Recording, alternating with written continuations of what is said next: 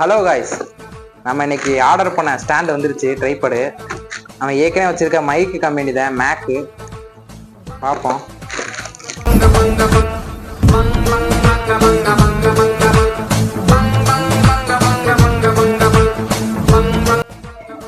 பேக்கிங்லாம் நல்லாவே பண்ணியிருக்காங்க பாருங்க, பார்க்க சூப்பராக இருக்கு.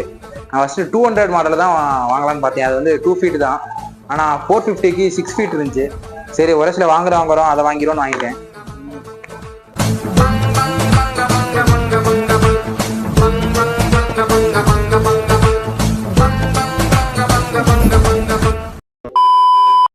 மக்களே, என்னாச்சுன்னு பார்த்தீங்கன்னா, வாங்கும் போதே ஒரு இடத்துல உடஞ்சிருச்சு.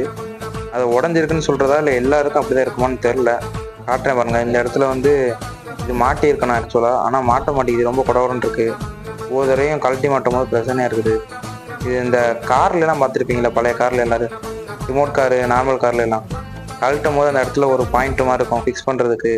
அந்த இப்போ காட்டுறேன் பாருங்கள், இதே மாதிரி தான் ஃபிக்ஸ் பண்ணுறது தான். பட் ஆனால் ஃபிக்ஸ் ஆக மாட்டேங்குது. இதெல்லாம் மட்டும் தானே எல்லாத்துலேயும் தெரில.